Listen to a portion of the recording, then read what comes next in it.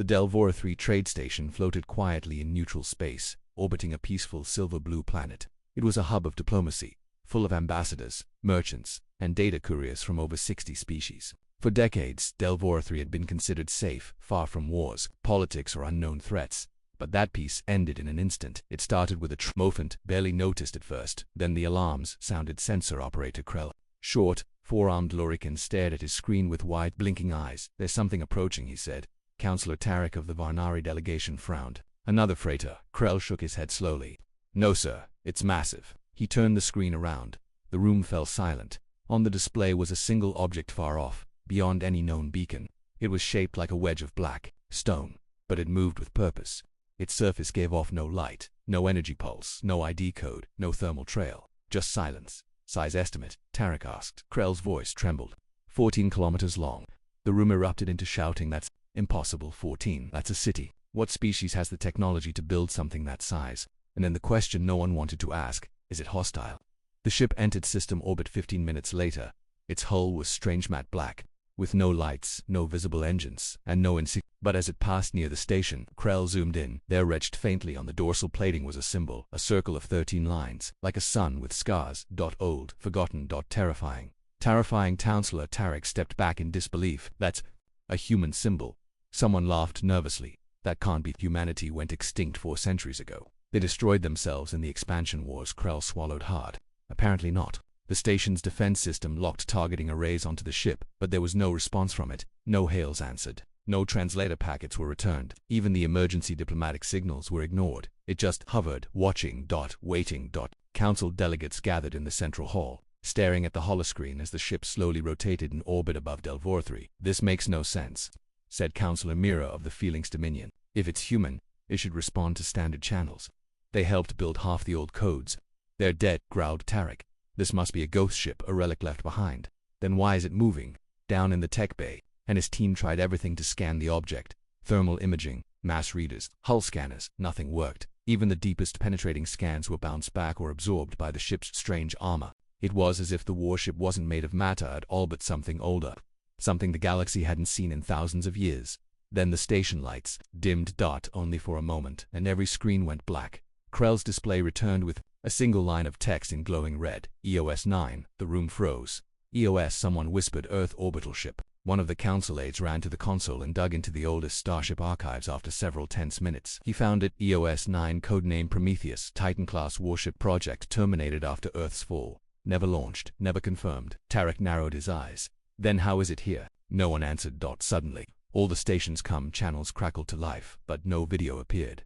Just a voice. .com.cold. "Human, this is EOS 9. Stand by. Earth is observing." Then silence again.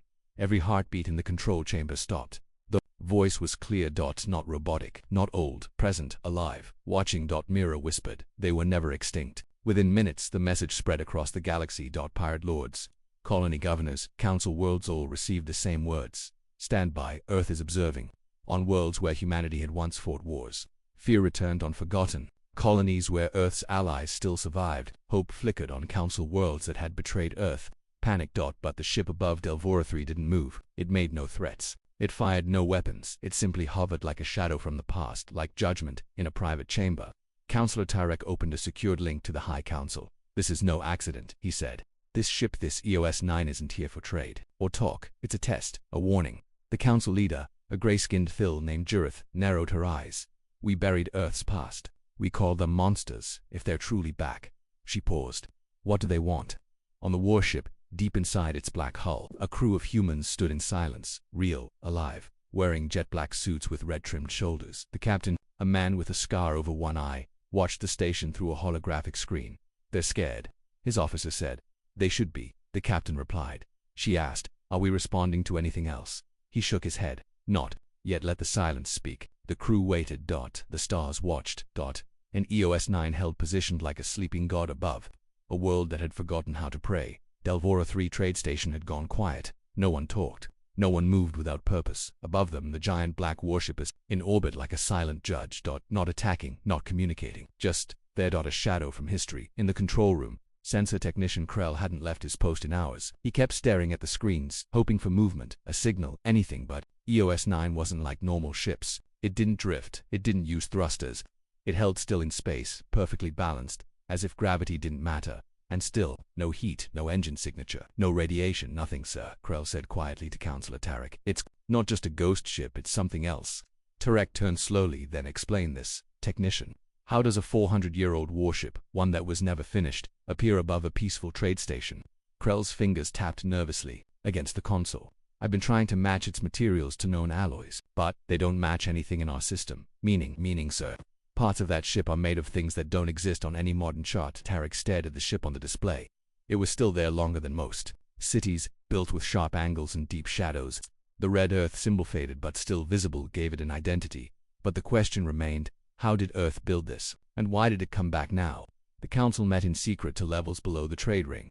Representatives from 5 major powers were present, each from a species that had once fought alongside or against humanity. We all saw it, Counselor Mira said. The EOS-9 responded with human voice and code. That ship is an alien tech. It's Earth's. A thin, silver-skinned envoy named Voltron folded his arms. That's not possible. Humanity died with the collapse. The 4th expansion war ended with Earth being glassed. There's no way they survived. Counselor Tarek nodded slowly. Unless they never died. Unless they let us believe it. Why would they do that? Mira asked. Silence. Then Tarek answered. To watch. Meanwhile, young engineer S.A. Invel worked deep in the station's scanning bay. He was only 23 standard cycles old, and had grown up learning that humans were extinct, dangerous and reckless. But now, he wasn't so sure. The EOS-9 didn't feel like a weapon, it felt like a warning. Still, his curiosity won. Saiyan launched a small drone, a stealth probe toward the ship. It was tiny, fast, and nearly invisible. The drone reached within 200 meters of EOS-9. Then stopped. Not because of any field or shield, it just stopped, froze in space, then turned around, facing back toward the station. Sane's heart raced. He tried to recall it. The drone refused. Then a single word flashed across his control panel. Return. Saiyan cut the signal. The drone exploded. In the control center, alarms blared for 2 seconds, then silence again. Tarek stormed into the room. What was that? Are we under attack? Krell looked pale. No, sir. One of our drones. Disintegrated by whom? By itself, sir. That chilled the entire room. Ships could be disabled. Missiles could be intercepted. But this wasn't defense. This was control of foreign tech. From a distance, someone aboard EOS-9 had taken over their systems. With a word. Now panic began to rise in the council chamber. They've hacked our systems. They're testing us. No, this is a show of power. They're saying we don't need weapons. One voice spoke above them all. Counselor Jurith, the Thel Elder. Enough. Everyone stopped. Her voice was calm, ancient, and respected. We need to consider what this truly means, not just a shipper message. Then what is the message? Tarek asked. She turned her gaze to the ceiling. They've returned. They watched us forget them. Now they want us to remember. The news of EOS-9 reached the core worlds in just hours. Social streams exploded with old images of Earth cities, warships, fallen colonies. Search histories changed. Who were the humans? Why did they vanish? Is Earth still alive? On forgotten border colonies, descendants of human allies wept. Some even lit old Earth beacons, red torches once used in the war. They remembered back aboard EOS-9. Deep in the command bridge, Captain Elian Ward stood before a vast holographic map of the galaxy. Systems blinked red, yellow, green. Red for betrayal, yellow for silence, green for hope. He tapped a red star near the edge. This world ignored. The call from the Ascari refuge logged and filed. Beside him, AI Corvira pulsed with light. Council interference, confirmed. Death toll, 94 million. Elian's jaw tightened. We warned them once, the AI replied. Now we remind them. Back on Delvora 3, another message arrived. The voice again, only this time different, older, almost sad. This ship is EOS-9, legacy of Earth's final days. We come not to conquer, not to speak, but to watch. Your choices were recorded, your silences remembered. The judgment clock begins, 12 days. En route. The galaxy was asking one question now. Where has Earth been all this time? The question echoed from rich core worlds to poor fringe colonies, from giant city planets to asteroid slums. Every newsfeed, every comm channel, every soldier and leader, asking the same thing. If Earth died, how is its warship alive? On Delvora 3, the council chambers stayed in full lockdown. Tensions were rising. EOS-9 was still in orbit, silent and unmoving. But now the council feared what it might do next. Counselor Mira stood up, shaking her datapad in the air. Warship, this EOS-9 isn't just a vessel. It's a warning. And we can't fight what we don't understand. Tarek snapped. Then explain to me how Earth's legacy shows up after 400 years with more power than ever. Engineer Seonvel entered the room, looking pale. I found something, he said quietly. Everyone turned. He placed a data ship into the center holotable, A red icon appeared, a broken Earth symbol, then a video played static. Flicker, then a voice. To those who find this, we are the last transmission from Earth Command. The war is lost, but the truth will survive.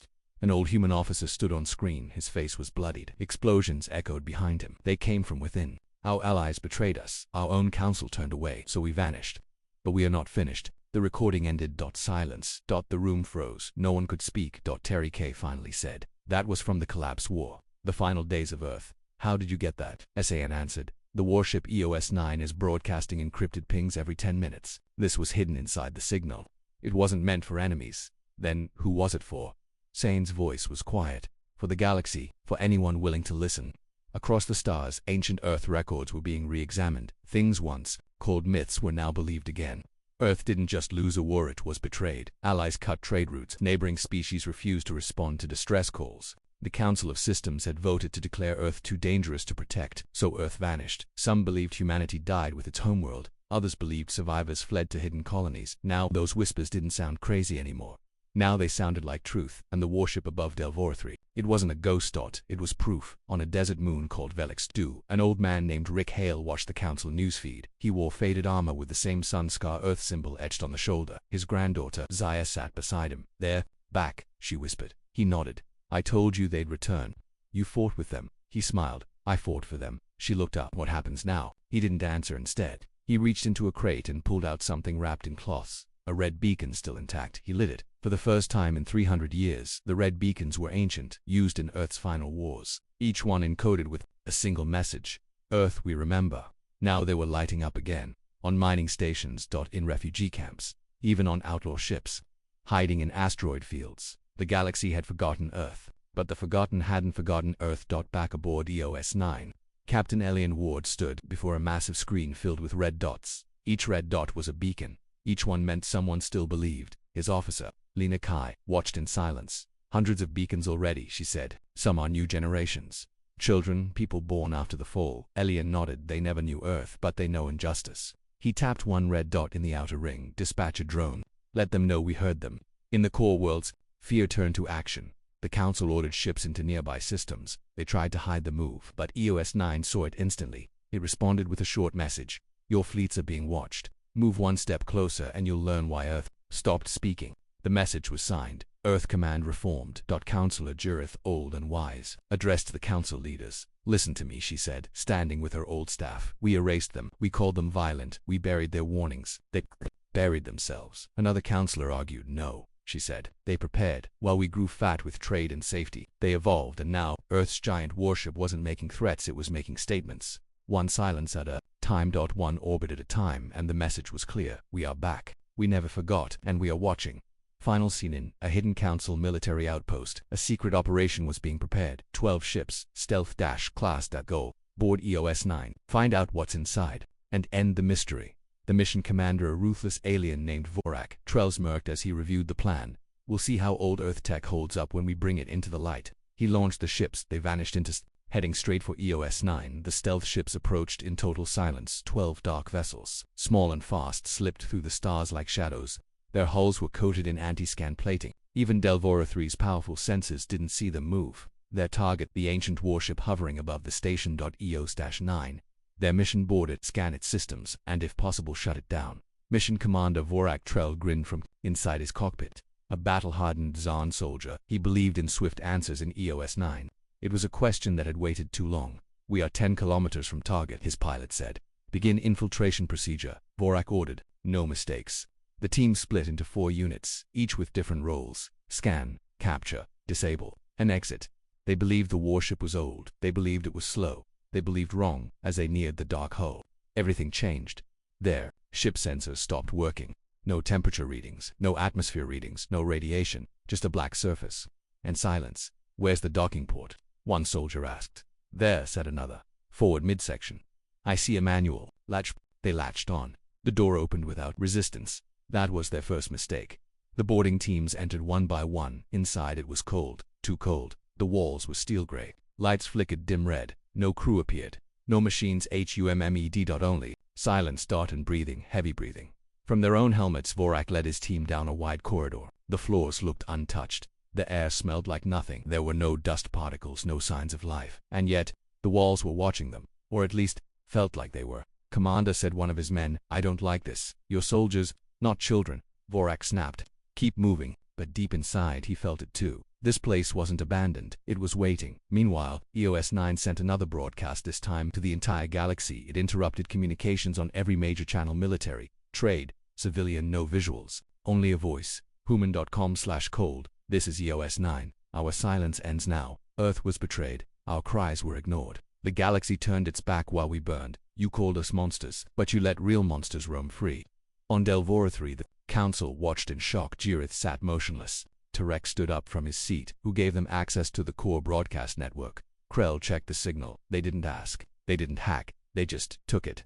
The message continued. "From this day forward, Earth does not beg. Earth does not forget. Earth responds." The broadcast ended, but it left behind a map, one that showed dozens of star systems in red dot, dead worlds, destroyed colonies, ignored, distress calls, all from the last 400 years, all labeled the same. Silence kills. Back inside EOS-9, Vorak's teams reached the heart of the warship. There, in a massive chamber, they found something unexpected. A sphere, floating in the air. It pulsed with red light. Softly, the soldiers aimed their weapons. "What is that?" one of them whispered. Vorak stepped closer. "A power core." But then the sphere spoke in a voice older than any they had heard. "You entered without permission. Your weapons are known. Your history is recorded. Leave now, or be judged." Weapons raised. Too late. The floor lit up. And one by one, each team member collapsed. Not dead, just frozen. Stuck in place, paralyzed, trapped in a memory stream. In their minds they saw what Earth had become. The collapse, the betrayal, the desperate survivors fleeing into deep space. A hidden colony called Zisnal, the creation of the EOS warship's vessels, not of destruction, but of memory and judgment. They saw how Earth didn't die. It evolved. Hidden. Angry, watching, they watched how EOS-9 had recorded every ignored cry for help in the last 4 centuries, and stored it all, waiting for the right moment. Then the sphere spoke again. "This ship does not carry weapons. It carries evidence." Back on Delvora 3, the council was in chaos. Ambassadors demanded answers. The broadcast had frightened billions. Some wanted war. Others begged for peace. But Jirith, the oldest among them, stood up. "We made them into ghosts," she said. "Now they've come back as judges." She turned to Tarek. "You still want to fight that?" Tarek clenched his fists. "I don't know anymore." Back aboard EOS-9, Vorak and his team were gently released, dropped to the floor. Alive, their weapons were gone. Only one message echoed in their ears. "Tell your leaders, we are awake. The silence era is over." As the boarding ships detached, EOS-9 powered up. Engines glowed with pale red. Not weapons, just motion. The ship turned. Slowly. Not toward the station, but toward the stars. Its next destination. One of the red-marked systems on its map. A place where millions had died. Unheard now, Earth would answer them even if they were gone. Final scene on a small mining world. A mother sat outside with her daughter. They watched the sky as a glowing, red light passed above them. "What is it?" the girl asked. The mother smiled. "Justice," she whispered. Across the galaxy, fear was growing. The message from EOS-9 had reached every corner: core worlds, border colonies, outlaw sectors. It wasn't just a broadcast. It was a warning. Earth had returned, not to conquer but to judge, and many didn't. Like that. Especially the ones who had voted to let Earth die 400 years ago in the Tarnak sector. A powerful warlord named Commander Velkras watched the EOS-9's broadcast on loop. He was part of the original council betrayal. His people had once called Earth a threat to balance and voted to blockade it during the collapse. Now Kras was old, but not weak. He ruled 3 planets and commanded his own private fleet. "This is a bluff," he growled to his advisors. "An old ship with old tricks, no weapons, just words. Words won't stop me." He stood and slammed his fist on the table. "Prepare the fleet. We strike first." Back on Delvora 3, the council argued in panic. Some wanted to send envoys, some demanded surrender. And others, like Councillor Tarek, pushed for preemptive containment. "What if EOS-9 contacts old Earth allies?" he said. "What if it starts uniting forgotten colonies?" Councillor Jirith warned, "If we strike now, we will regret it. That ship is not a bluff. It let your soldiers walk away alive. It gave us a choice." But no one listened, because Velkras had already made the decision for them. His fleet arrived 3 days later. 22 warships, armed with missiles, plasma weapons, and stealth mines. They didn't contact EOS-9. They didn't warn anyone. They fired the moment they exited warp. Delvora 3 watched in horror as the sky lit up. Missiles streaked toward EOS-9. Lasers hit its hull. Explosions danced across its surface. Direct hits. Crash shouted, "Hit it again." Full volley. They launched another wave. Everything struck the black ship head on. Flames, smoke, debris. EOS-9 vanished into a cloud of burning metal. Cheers erupted on Krass's flagship, but the cheering stopped too soon. The smoke-cleared dot in EOS-9 was still there, untouched, not even a scratch, its hull absorbed. The blasts like light falling on water. Krass froze. What is that armor? Then something strange happened. The attacking ships stopped moving, not one, not two. All of them froze in midspace. Their engines failed, weapons offline, lights dimmed. One by one, the ships went silent. Then EOS-9 spoke. Aggression detected, response required. Judgment in progress. On each of Krass's ships, the crew saw the same thing. Their own war records, footage from the collapse era, video of council, votes, proof of betrayal, proof of silence. Then came the final line. You were warned. EOS-9 does not forget. A single pulse of light flashed from EOS-9's core. No sound, no explosion. Just light. And then the fleet was gone, not destroyed, erased. No wreckage, no signal, no escape pods, just nothing. Back on Delvora 3, chaos erupted. This is war. They have weapons beyond reason. No, this is something else, whispered Jurith. Krell stared at the screen, pale and shaking. I recorded the energy pulse, he said, but there's no known tech that explains it. No damage pattern, no wave structure. It wasn't a weapon, Tarek snapped. Then what was it? Krell looked up terrified. It was a verdict. That word spread fast. EOS-9 didn't fight like other ships. It didn't launch missiles or dogfight in space. It simply decided. It gathered data, judged actions and passed sentence, and when it did, nothing could stop it. News networks tried to hide what happened, but people across the galaxy already knew. The stars had a new rule: attack Earth's legacy and disappear. On a dying mining colony, an old woman stood outside her broken shelter and looked up at the stars. She had once been a nurse during the collapse war. She had treated human soldiers. She remembered their kindness. She saw the EOS-9 glowing faintly above like a star that shouldn't exist, and she whispered, "They came back." Her grandson stood beside her. "Who, Grandma?" "The ones we left behind." Meanwhile, EOS-9 shifted course. It left Delvora 3 orbit. No warning, no message. It just moved toward a dead system called Draxus V. One of the places marked red on Earth's broadcast. A system that once sent an SOS that no one answered. A system that had screamed until it was gone. Inside EOS-9, Captain Elian Ward reviewed the files. Thousands of cry for help messages from across centuries. Some denied by the Council, some blocked by pirates, some simply ignored. Now, EOS-9 would answer them all. On the bridge, the AI spoke. "Captain, we have detected 22 more planetary beacons. Many are activating after centuries of silence." Elian nodded. "Begin signal tracking." And the Council. He stared into the darkness. They made their choice. The final scene at the edge of known space. A signal blinks. An old, broken Earth colony barely alive sends out a weak beacon. It says only, "This is Eden's Reach. We still remember. If anyone hears us, please come home." Final line. End of part 5. EOS-9 heard, and it turned toward the cry. Because Earth does not forget, EOS-9 drifted through deep space, far from trade lanes and Council patrol routes. Behind it, fear. Ahead of it, truth. The galaxy still didn't understand why the ship had come. Many thought it was vengeance. Others believed it was judgment. But they were all wrong. EOS-9 had a mission, a purpose, a final protocol, written long ago in Earth's final hours in the command core. Captain Elian Ward stood before a glowing panel marked EDM Earth Directive Memory. The AI Viera spoke softly. "We have reached the Draxus system. Planetary ruins match the data. Confirmed this world sent a distress signal 371 years ago." No one answered. Elian didn't speak right away. He just watched the screen. It showed images of a once lush planet. Now ash and rubble. Population 2.3 million. Death toll, total. Attackers, Council-backed mercenaries. Reason, resource seizure. The official report said the world was abandoned due to collapse. That was a lie. "Prepare the archive beacon," Elian said. The AI responded. "Declassify level." Elian's voice was firm. "Level 10. Let them see what they chose to forget." From EOS-9, a bright beam shot into space. It wasn't a weapon. It was a broadcast. One that traveled across hyperspace lanes, hijacking data relays. It lit up thousands of terminals, holofeeds, and even personal devices. The message wasn't spoken, it was shown. Footage, sound, Fox, truth. People across the galaxy watched as images filled their screens. A colony under attack, its sky burning. Red civilians begging for help as mercenaries dropped bombs from above. A final signal from the planetary governor to the Council. "Why do you let them kill us? We're part of your union. We helped you during Earth's fall. Please, someone, anyone." No one ever came. Back then, the Council had silenced the footage, called it propaganda, buried the truth. Now, EOS-9 dug it back up. And the galaxy saw everything on Delvora 3. The Council hall was chaos. Tarek shouted, "They're weaponizing old data." But Jurith stood slowly and replied, "No, they're releasing truth." "What's the difference?" Jurith gave a sad smile. "The guilty always fear truth. on dozens of planets. Protests began. People who had believed the official stories now knew better. Old veterans cried. Descendants of the lost colonies lit red fires again and across space. One word spread like wildfire. Why did we ignore Earth? Back aboard EOS 9, Vera scanned the public responses. Sentiment shift detected. 14 systems demanding council inquiry. 3 military officers resigning. 11 beacons reactivated. Elian nodded. Keep the data flowing. Captain, the AI said after a pause. They think we're seeking revenge. Elian looked into the deep black outside the ship.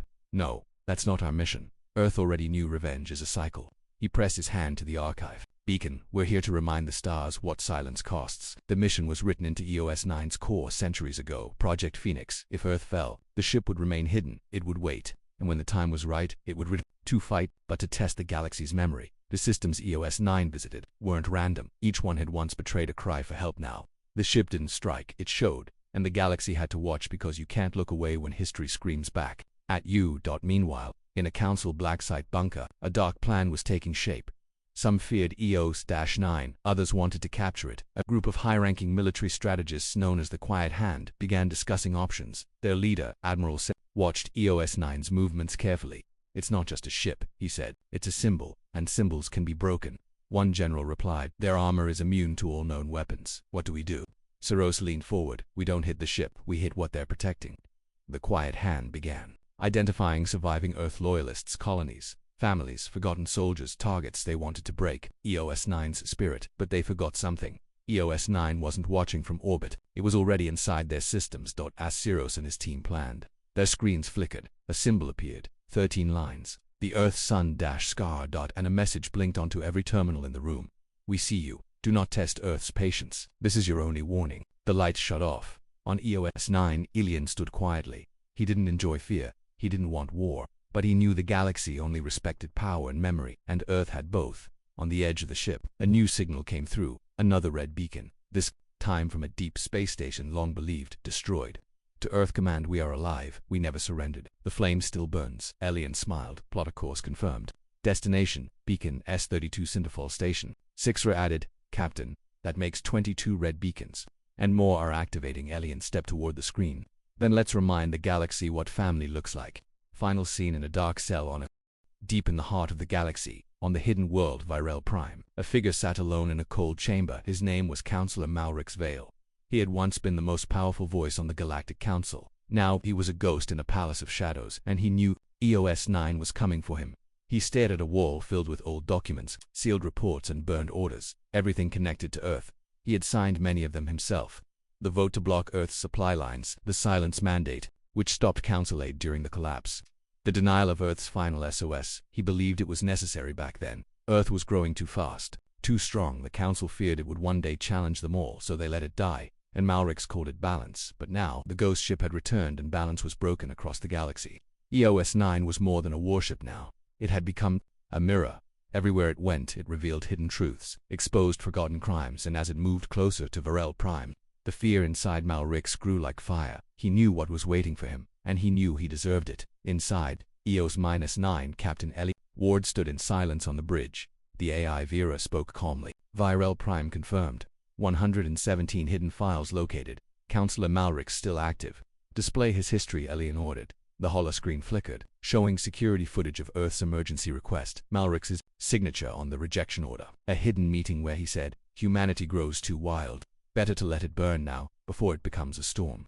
Elian stared at it. Then he said, let's give him the storm. On Virel Prime, alarms screamed through the sky. EOS 9 arrived in orbit, massive, silent, and glowing with crimson light. It didn't fire weapons, it didn't send troops, it just hovered above the capital like a dark god inside the council fortress. Malrix walked to the roof alone. No guards followed, no aides stood by him. Everyone had abandoned him, even the galaxy. He looked up and saw the ship. It was so large, it blocked half the stars. He took a deep breath and opened a channel. This is Malrix Vale, he said. I know why you're here, on EOS 9's bridge. Elian watched him appear on the screen. Malrix looked old, thin, but his voice was steady. I did what I thought was right, Malrix continued.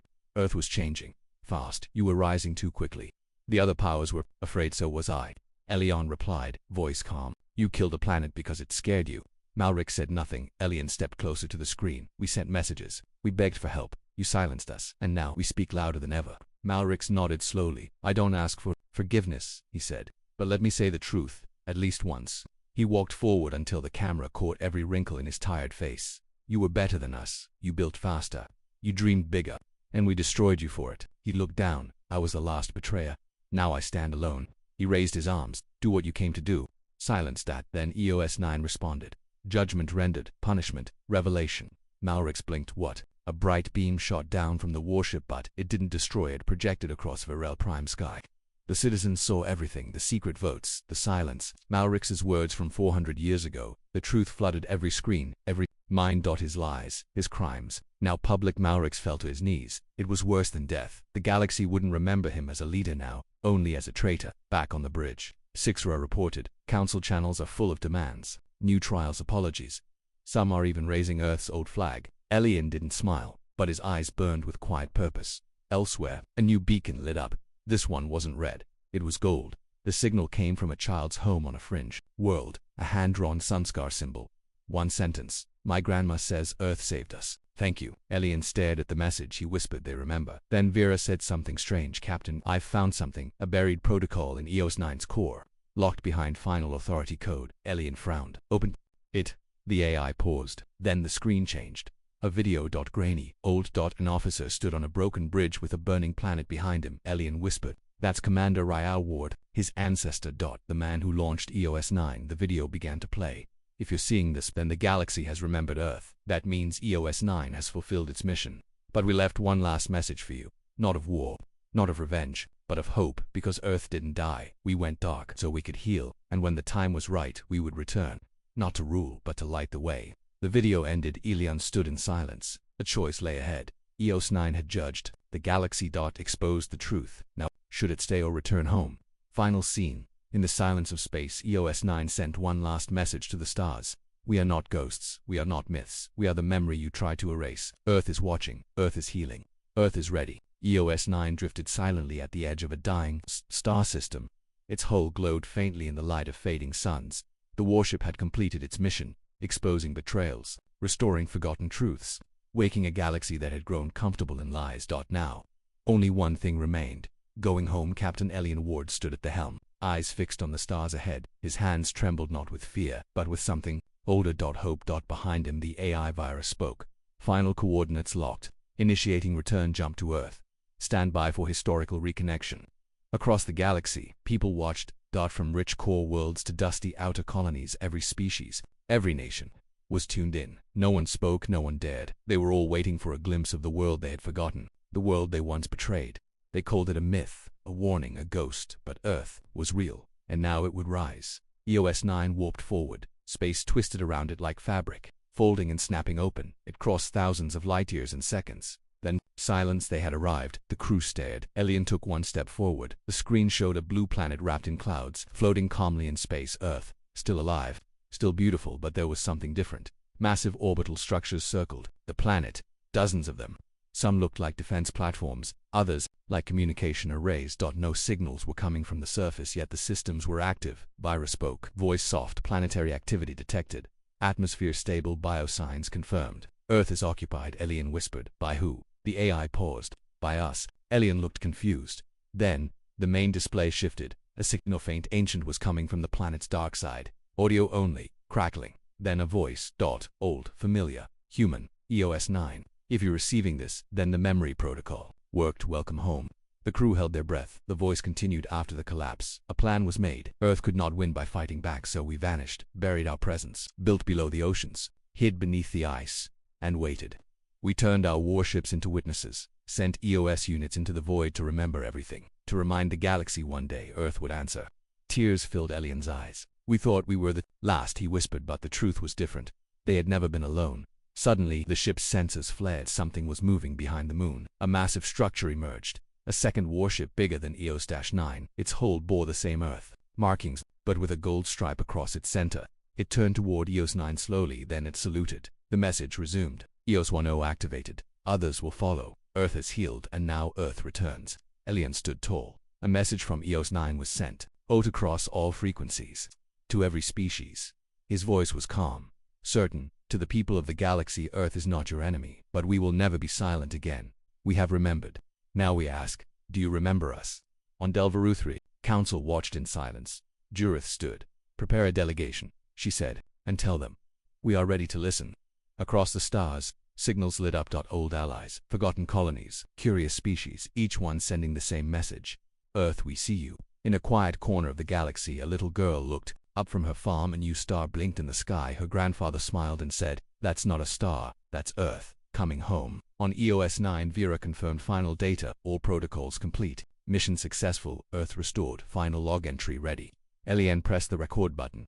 Captain's final log, EOS 9. They tried to erase us, but Earth was never meant to be forgotten. We were quiet, we were patient, we let the galaxy speak, but now it's time for Earth to speak back. And across every screen in the galaxy, 2 words appeared, bright, clear, unmistakable: we remember. Final scene as EOS 9 slowly entered Earth's orbit. Thousands of lights lit up the planet's surface. Ships rose from the clouds, stations activated, and from deep underground, the voice of Earth's new Prime Assembly sent one last message: to all who watched us fall, to all who ignored our cries, we are not what we were, we are what you made us. We are Earth, and we're just getting started.